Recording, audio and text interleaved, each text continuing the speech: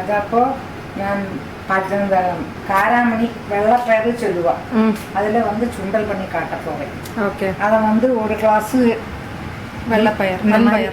வெள்ளைப்பயிறு எடுத்து ஒரு ராத்திரி ஊற போட்டு விடுங்க. ஓகே. ஒரு 4-5 மணிக்கு ஊறணும். ஊறிட்டு குக்கரில் வச்சு 3 விசிலில் வெந்தால் வெந்து விடும். ஓகே.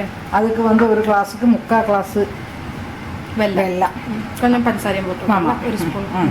அப்போ வந்து அதை நல்லா வெள்ளைப்பாகை இந்த மாதிரி காய்ச்சிங்கோ. எப்படி அது வேக வச்சு போட்டது உங்களுக்கு வெள்ளமாயிடும் போட்டாலே. இப்போ அது வேக வச்சிருக்கேன் குக்கரில் வச்சுட்டு இந்த மாதிரி நல்லா வெந்திருக்கும். ஓகே. இந்த மாதிரி அதாவது தனித்தனியாகவும் இருக்குது. தனித்தனியாகவும் இருக்கும். இந்த வெள்ளத்தை ஊற்றி இருக்குல்ல ஊற்றிட்டு வச்சிருக்கேன். சரி. அந்த வெள்ளம் வேண்டாம் சொல்லிட்டு அதை வந்து இதில் போட்டுட்டு நிமிஷத்தில் ஆகிடும். வேக வச்சு கழிஞ்சு இது நவராத்திரிக்கெல்லாம் நவராத்திரிக்கு பண்ணலாம். குழந்தை தொட்டில் போடுறதுக்கு பண்ணுவா. ஓகே. நவராத்திரிக்கு ரொம்ப பிரதானம். நவராத்திரிக்கு ரொம்ப போகணும். ஏதாவது சுண்டல் உண்டாக்கிட்டு இருக்கணும் 9 நாளைக்கு நம்ம அது வீட்டு சுண்டலுக்கு பண்ணிக்கலாம். இது ஆயிட்டு காட்டுறேன். ஓகே.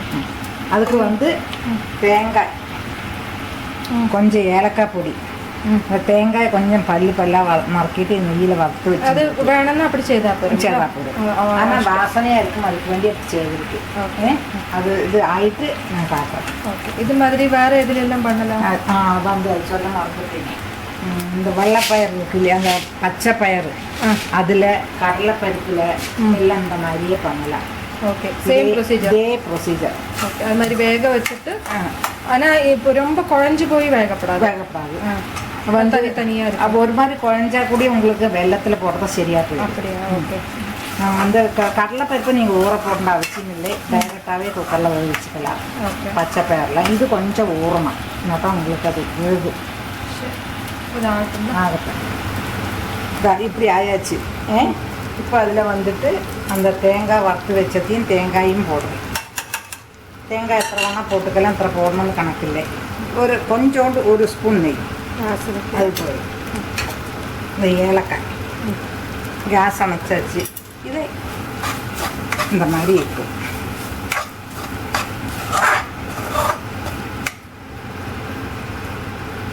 சூடாகுனா பாகமாக இருக்குது.